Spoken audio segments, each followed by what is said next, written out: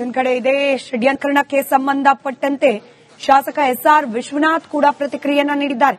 ಅತ್ಯಂತ ಸುದೀರ್ಘವಾದ ತನಿಖೆಯನ್ನ ನಡೆಸಿ ಎಸ್ಐಟಿ ವರದಿಯನ್ನ ಸಲ್ಲಿಕೆ ಮಾಡಿದೆ. ಇನ್ನು ಈ ಷಡ್ಯಂತ್ರಿಗಳ ವಿರುದ್ಧ ಕ್ರಮ ಕೂಡ ಆಗಬೇಕು ಅಂತ ಹೇಳಿ ಎಸ್ಆರ್ ವಿಶ್ವನಾಥ್ ಆಗ್ರಹಿಸಿದ್ದಾರೆ.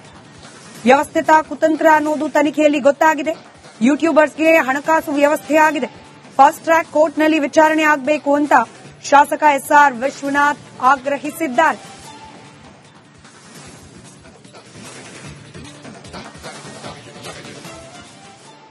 ಶಾಸಕರಾದ ಎಸ್ಆರ್ ವಿಶ್ವನಾಥ್ ಅವರ ಜೊತೆಲಿದ್ದೇನೆ. ಸರ್, ಈಗ ಧರ್ಮಸ್ಥಳದ ವಿಚಾರವಾಗಿ ಒಂದು ಇಂಟ್ರಿಮ್ ರಿಪೋರ್ಟ್ ಅನ್ನ ಬೆಳ್ತಂಗಡಿ ಕೋರ್ಟ್ಗೆ ಸಲ್ಲಿಸಲಾಗಿದೆ. ಆರಂಭಿಕ ಹಂತದಲ್ಲೇ ನೀವು ಯಾರೆಲ್ಲ ಇರಬಹುದು ಅಂತ ಊಹೆ ಪಟ್ಟಿದ್ರು ಆ ಅಷ್ಟೂ ಜನರ ಹೆಸರುಗಳು ಈಗ ಬಂದಿದೆ. ಯಾವ ಆಯಾಮದಲ್ಲಿ ನೀವು ಇದನ್ನು ನೋಡ್ತಾ ಇದ್ದೀರಾ? ಒಂದು, ಇವತ್ತು ಎಸ್ಐಟಿ ತನಿಖೆಯನ್ನು ಏನು ಸರ್ಕಾರ ಮಾಡಿತು, ಸುದೀರ್ಘವಾದಂತಹ ತನಿಖೆಯ ನಂತರ ಯಾರು ಇದರಲ್ಲಿ ಪ್ರಮುಖವಾಗಿ ಬಹಿರಂಗವಾಗಿ ಕಾಣಿಸಿಕೊಂಡು ಹೇಳಿಕೆಗಳನ್ನು ಕೊಟ್ಟು ಧರ್ಮಸ್ಥಳದ ವಿರುದ್ಧವಾಗಿ, ಧರ್ಮಸ್ಥಳದ ಪೂಜ್ಯರ ಬಗ್ಗೆ ಅವಹೇಳನಕಾರಿಯಾದಂತಹ ಹೇಳಿಕೆಗಳನ್ನು ಕೊಟ್ಟು 106 ಜನ ಅತ್ಯಾಚಾರ ಮಾಡಿದ್ದಾರೆ, ಕೊಲೆಗಳನ್ನು ಮಾಡ್ತಾ ಇದ್ದಾರೆ ಅಂತ ಹೇಳ್ತಾ ಇದ್ರು ವ್ಯಕ್ತಿಗಳು, ಆ 6 ಜನಗಳ ಮೇಲೆ ಇವತ್ತು ಅಂತಿಮವಾಗಿ ಕೋರ್ಟ್ಗೆ ಚಾರ್ಜ್ ಶೀಟ್ ಅನ್ನ ಸಲ್ಲಿಕೆ ಮಾಡಿದ್ದಾರೆ. ನಮ್ಗನ್ನಿಸ್ತಕ್ಕಂಥದ್ದು ಕೇವಲ 6 ಜನಗಳ ಮಾತ್ರ ಅಲ್ಲ, ಇದರ ಹಿಂದೆ ದೊಡ್ಡ ಪಿತೂರಿಯನ್ನು ಮಾಡತಕ್ಕಂಥ, ಇವರಿಗೆ ಬೆಂಬಲವನ್ನು ಕೊಟ್ಟಿರ್ತಕ್ಕಂಥ, ಹಣಕಾಸಿನ ಸಹಾಯವನ್ನು ಮಾಡಿರ್ತಕ್ಕಂಥ, ಮತ್ತು ಪೊಲಿಟಿಕಲಿ ನಾವು ನಿಮ್ ಜೊತೆಯಲ್ಲಿ ಇದ್ದೀವಿ, ನೀವು ಮಾಡಿ ಅಂತ ಹೇಳಿ ಇಷ್ಟೆಲ್ಲ ಪೊಲೀಸು ಸಾಮರ್ಥ್ಯ ಇದ್ರೂ ಕೂಡ ಸುಳ್ಳನ್ನು ಹೇಳ್ತಕ್ಕಂಥ ಪ್ರೇರೇಪಣೆಯನ್ನು ಕೊಡ್ತಂತ ಒಂದು ದೊಡ್ಡ ಗ್ಯಾಂಗ್ ಇದರ ಹಿಂದೆ ಇದೆ.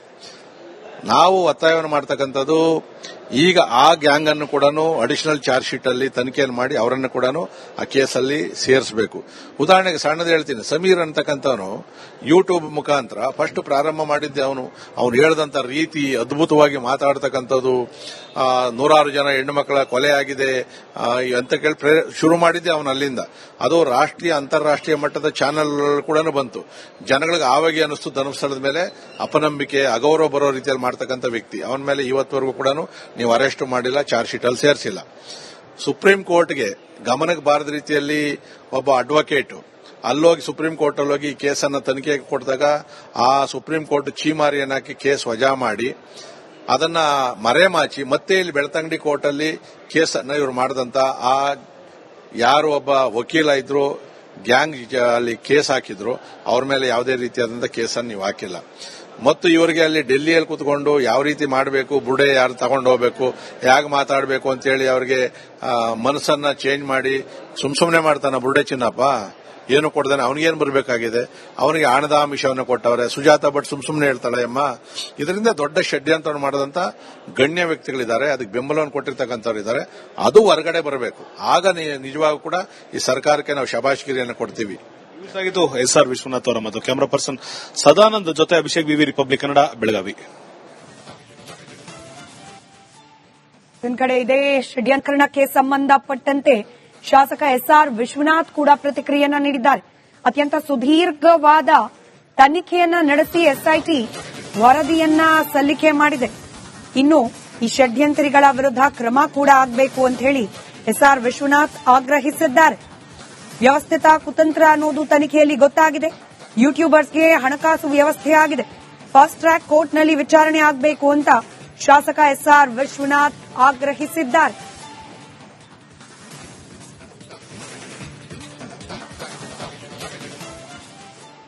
ಶಾಸಕರಾದ ಎಸ್ಆರ್ ವಿಶ್ವನಾಥ್ ಅವರ ಜೊತೆಲಿದ್ದೇನೆ. ಸರ್, ಈಗ ಧರ್ಮಸ್ಥಳದ ವಿಚಾರವಾಗಿ ಒಂದು ಇಂಟ್ರಿಮ್ ರಿಪೋರ್ಟ್ ಅನ್ನ ಬೆಳ್ತಂಗಡಿ ಕೋರ್ಟ್ಗೆ ಸಲ್ಲಿಸಲಾಗಿದೆ. ಆರಂಭಿಕ ಹಂತದಲ್ಲೇ ನೀವು ಯಾರೆಲ್ಲ ಇರಬಹುದು ಅಂತ ಊಹೆ ಪಟ್ಟಿದ್ರು ಆ ಅಷ್ಟೂ ಜನರ ಹೆಸರುಗಳು ಈಗ ಬಂದಿದೆ. ಯಾವ ಆಯಾಮದಲ್ಲಿ ನೀವು ಇದನ್ನು ನೋಡ್ತಾ ಇದ್ದೀರಾ? ಒಂದು, ಇವತ್ತು ಎಸ್ಐಟಿ ತನಿಖೆಯನ್ನು ಏನು ಸರ್ಕಾರ ಮಾಡಿತು, ಸುದೀರ್ಘವಾದಂತಹ ತನಿಖೆಯ ನಂತರ ಯಾರು ಇದರಲ್ಲಿ ಪ್ರಮುಖವಾಗಿ ಬಹಿರಂಗವಾಗಿ ಕಾಣಿಸಿಕೊಂಡು ಹೇಳಿಕೆಗಳನ್ನು ಕೊಟ್ಟು ಧರ್ಮಸ್ಥಳದ ವಿರುದ್ಧವಾಗಿ, ಧರ್ಮಸ್ಥಳದ ಪೂಜ್ಯರ ಬಗ್ಗೆ ಅವಹೇಳನಕಾರಿಯಾದಂತಹ ಹೇಳಿಕೆಗಳನ್ನು ಕೊಟ್ಟು 106 ಜನ ಅತ್ಯಾಚಾರ ಮಾಡಿದ್ದಾರೆ, ಕೊಲೆಗಳನ್ನು ಮಾಡ್ತಾ ಇದ್ದಾರೆ ಅಂತ ಹೇಳ್ತಾ ಇದ್ರು ವ್ಯಕ್ತಿಗಳು, ಆ 6 ಜನಗಳ ಮೇಲೆ ಇವತ್ತು ಅಂತಿಮವಾಗಿ ಕೋರ್ಟ್ಗೆ ಚಾರ್ಜ್ ಶೀಟ್ ಅನ್ನ ಸಲ್ಲಿಕೆ ಮಾಡಿದ್ದಾರೆ. ನಮ್ಗನ್ನಿಸ್ತಕ್ಕಂಥದ್ದು ಕೇವಲ 6 ಜನಗಳ ಮಾತ್ರ ಅಲ್ಲ, ಇದರ ಹಿಂದೆ ದೊಡ್ಡ ಪಿತೂರಿಯನ್ನು ಮಾಡತಕ್ಕಂಥ, ಇವರಿಗೆ ಬೆಂಬಲವನ್ನು ಕೊಟ್ಟಿರ್ತಕ್ಕಂಥ, ಹಣಕಾಸಿನ ಸಹಾಯವನ್ನು ಮಾಡಿರ್ತಕ್ಕಂಥ ಮತ್ತು ಪೊಲಿಟಿಕಲಿ ನಾವು ನಿಮ್ ಜೊತೆಯಲ್ಲಿ ಇದ್ದೀವಿ ನೀವು ಮಾಡಿ ಅಂತ ಹೇಳಿ ಇಷ್ಟೆಲ್ಲ ಪೊಲೀಸು ಸಾಮರ್ಥ್ಯ ಇದ್ರೂ ಕೂಡ ಸುಳ್ಳನ್ನು ಹೇಳ್ತಕ್ಕಂಥ ಪ್ರೇರೇಪಣೆಯನ್ನು ಕೊಡ್ತಂತ ಒಂದು ದೊಡ್ಡ ಗ್ಯಾಂಗ್ ಇದರ ಹಿಂದೆ ಇದೆ. ನಾವು ಒತ್ತಾಯವನ್ನು ಮಾಡ್ತಕ್ಕಂಥದ್ದು ಈಗ ಆ ಗ್ಯಾಂಗ್ ಅನ್ನು ಕೂಡ ಅಡಿಷನಲ್ ಚಾರ್ಜ್ ಶೀಟ್ ಅಲ್ಲಿ ತನಿಖೆಯನ್ನು ಮಾಡಿ ಅವರನ್ನು ಕೂಡ ಆ ಕೇಸಲ್ಲಿ ಸೇರಿಸಬೇಕು.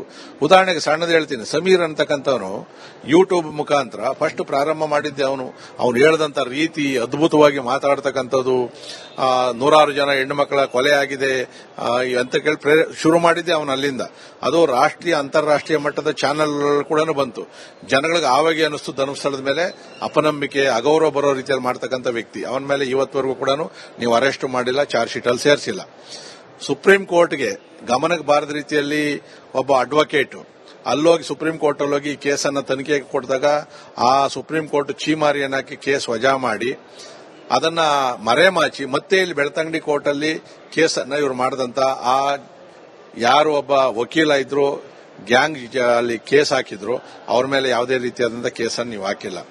ಮತ್ತು ಇವರಿಗೆ ಅಲ್ಲಿ ಡೆಲ್ಲಿಯಲ್ಲಿ ಕೂತ್ಕೊಂಡು ಯಾವ ರೀತಿ ಮಾಡಬೇಕು, ಬುಡೆ ಯಾರು ತಗೊಂಡು ಹೋಗಬೇಕು, ಹೇಗೆ ಮಾತಾಡಬೇಕು ಅಂತೇಳಿ ಅವರಿಗೆ ಮನಸ್ಸನ್ನ ಚೇಂಜ್ ಮಾಡಿ ಸುಮ್ನೆ ಮಾಡ್ತಾನ ಬುಡೆ ಚಿನ್ನಪ್ಪ. ಏನು ಕೊಡ್ತಾನೆ, ಅವನಿಗೇನು ಬರಬೇಕಾಗಿದೆ, ಅವನಿಗೆ ಆನದಾಮಿಷವನ್ನು ಕೊಟ್ಟವ್ರೆ. ಸುಜಾತ ಭಟ್ ಸುಮ್ನೆ ಹೇಳ್ತಾಳೆ ಅಮ್ಮ. ಇದರಿಂದ ದೊಡ್ಡ ಷಡ್ಯಂತ್ರ ಮಾಡದಂತ ಗಣ್ಯ ವ್ಯಕ್ತಿಗಳಿದ್ದಾರೆ, ಅದಕ್ಕೆ ಬೆಂಬಲವನ್ನು ಕೊಟ್ಟಿರ್ತಕ್ಕಂಥವ್ರು ಇದ್ದಾರೆ. ಅದು ಹೊರಗಡೆ ಬರಬೇಕು. ಆಗ ನಿಜವಾಗೂ ಕೂಡ ಈ ಸರ್ಕಾರಕ್ಕೆ ನಾವು ಶಬಾಷ್ಗಿರಿಯನ್ನು ಕೊಡ್ತೀವಿ. ಆಗಿದ್ದು ಎಸ್ಆರ್ ವಿಶ್ವನಾಥ್ ಅವರ ಮತ್ತು ಕ್ಯಾಮರಾ ಪರ್ಸನ್ ಸದಾನಂದ್ ಜೊತೆ ಅಭಿಷೇಕ್ ವಿವಿ, ರಿಪಬ್ಲಿಕ್ ಕನ್ನಡ, ಬೆಳಗಾವಿ.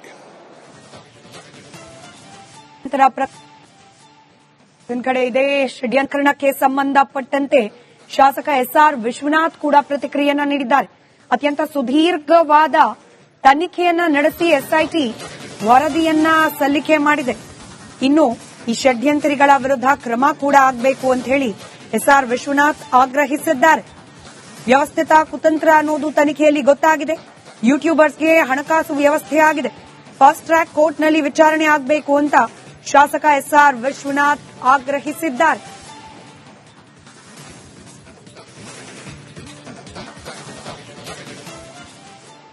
ಶಾಸಕರಾದ ಎಸ್ಆರ್ ವಿಶ್ವನಾಥ್ ಅವ್ರ ಜೊತೆಲಿದ್ದೇನೆ. ಸರ್, ಈಗ ಧರ್ಮಸ್ಥಳದ ವಿಚಾರವಾಗಿ ಒಂದು ಇಂಟ್ರಿಮ್ ರಿಪೋರ್ಟ್ ಅನ್ನ ಬೆಳ್ತಂಗಡಿ ಕೋರ್ಟ್ಗೆ ಸಲ್ಲಿಸಲಾಗಿದೆ.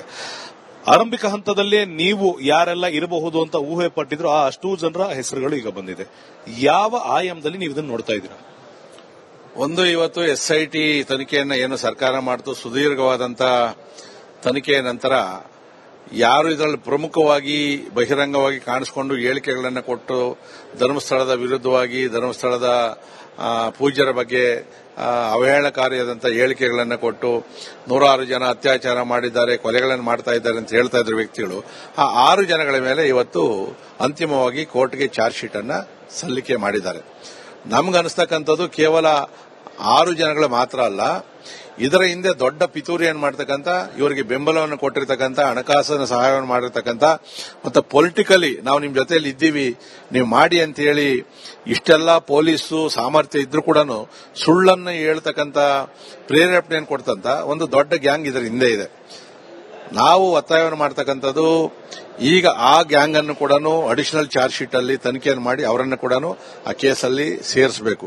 ಉದಾಹರಣೆಗೆ ಸಣ್ಣದು ಹೇಳ್ತೀನಿ, ಸಮೀರ್ ಅಂತಕ್ಕಂಥವನು ಯೂಟ್ಯೂಬ್ ಮುಖಾಂತರ ಫಸ್ಟ್ ಪ್ರಾರಂಭ ಮಾಡಿದ್ದೆ ಅವನು ಹೇಳದಂತ ರೀತಿ ಅದ್ಭುತವಾಗಿ ಮಾತಾಡ್ತಕ್ಕಂಥದ್ದು, ನೂರಾರು ಜನ ಹೆಣ್ಣು ಮಕ್ಕಳ ಕೊಲೆ ಆಗಿದೆ ಅಂತ ಕೇಳಿ ಶುರು ಮಾಡಿದ್ದೆ ಅವನು ಅಲ್ಲಿಂದ. ಅದು ರಾಷ್ಟ್ರೀಯ ಅಂತಾರಾಷ್ಟ್ರೀಯ ಮಟ್ಟದ ಚಾನೆಲ್ ಕೂಡ ಬಂತು. ಜನಗಳಿಗೆ ಆವಾಗಿ ಅನಿಸ್ತು ಧರ್ಮಸ್ಥಳದ ಮೇಲೆ ಅಪನಂಬಿಕೆ ಅಗೌರವ ಬರೋ ರೀತಿಯಲ್ಲಿ ಮಾಡ್ತಕ್ಕಂಥ ವ್ಯಕ್ತಿ. ಅವನ ಮೇಲೆ ಇವತ್ತವರೆಗೂ ಕೂಡ ನೀವು ಅರೆಸ್ಟ್ ಮಾಡಿಲ್ಲ, ಚಾರ್ಜ್ ಶೀಟ್ ಅಲ್ಲಿ ಸೇರಿಸಿಲ್ಲ. ಸುಪ್ರೀಂ ಕೋರ್ಟ್ಗೆ ಗಮನಕ್ಕೆ ಬಾರದ ರೀತಿಯಲ್ಲಿ ಒಬ್ಬ ಅಡ್ವೊಕೇಟ್ ಅಲ್ಲೋಗಿ ಸುಪ್ರೀಂ ಕೋರ್ಟ್ ಅಲ್ಲೋಗಿ ಈ ಕೇಸನ್ನು ತನಿಖೆಗೆ ಕೊಡಿದಾಗ ಆ ಸುಪ್ರೀಂ ಕೋರ್ಟ್ ಚೀಮಾರಿಯನ್ನು ಹಾಕಿ ಕೇಸ್ ವಜಾ ಮಾಡಿ ಅದನ್ನ ಮರೆಮಾಚಿ ಮತ್ತೆ ಇಲ್ಲಿ ಬೆಳ್ತಂಗಡಿ ಕೋರ್ಟ್ ಅಲ್ಲಿ ಕೇಸನ್ನ ಇವರು ಮಾಡದಂತ ಆ ಯಾರು ಒಬ್ಬ ವಕೀಲ ಇದ್ರು ಗ್ಯಾಂಗ್ ಅಲ್ಲಿ ಕೇಸ್ ಹಾಕಿದ್ರು ಅವ್ರ ಮೇಲೆ ಯಾವುದೇ ರೀತಿಯಾದಂತಹ ಕೇಸನ್ನು ನೀವು ಹಾಕಿಲ್ಲ. ಮತ್ತು ಇವರಿಗೆ ಅಲ್ಲಿ ಡೆಲ್ಲಿಯಲ್ಲಿ ಕೂತ್ಕೊಂಡು ಯಾವ ರೀತಿ ಮಾಡಬೇಕು, ಬುಡೆ ಯಾರು ತಗೊಂಡು ಹೋಗಬೇಕು, ಹೇಗೆ ಮಾತಾಡಬೇಕು ಅಂತೇಳಿ ಅವರಿಗೆ ಮನಸ್ಸನ್ನ ಚೇಂಜ್ ಮಾಡಿ ಸುಮ್ನೆ ಮಾಡ್ತಾನ ಬುಡೆ ಚಿನ್ನಪ್ಪ. ಏನು ಕೊಡದಾನೆ ಅವನಿಗೇನು ಬರಬೇಕಾಗಿದೆ, ಅವನಿಗೆ ಹಣದ ಆಮಿಷವನ್ನು ಕೊಟ್ಟವ್ರೆ. ಸುಜಾತಾ ಭಟ್ ಸುಮ್ನೆ ಹೇಳ್ತಾಳೆ ಅಮ್ಮ. ಇದರಿಂದ ದೊಡ್ಡ ಷಡ್ಯಂತ್ರ ಮಾಡದಂತ ಗಣ್ಯ ವ್ಯಕ್ತಿಗಳಿದ್ದಾರೆ, ಅದಕ್ಕೆ ಬೆಂಬಲವನ್ನು ಕೊಟ್ಟಿರ್ತಕ್ಕಂಥವ್ರು ಇದ್ದಾರೆ. ಅದು ಹೊರಗಡೆ ಬರಬೇಕು. ಆಗ ನಿಜವಾಗೂ ಕೂಡ ಈ ಸರ್ಕಾರಕ್ಕೆ ನಾವು ಶಬಾಷ್ಗಿರಿಯನ್ನು ಕೊಡ್ತೀವಿ. ಆಗಿದ್ದು ಎಸ್ಆರ್ ವಿಶ್ವನಾಥ್ ಅವರ ಮತ್ತು ಕ್ಯಾಮರಾ ಪರ್ಸನ್ ಸದಾನಂದ್ ಜೊತೆ ಅಭಿಷೇಕ್ ವಿವಿ ರಿಪಬ್ಲಿಕ್ ಕನ್ನಡ, ಬೆಳಗಾವಿ.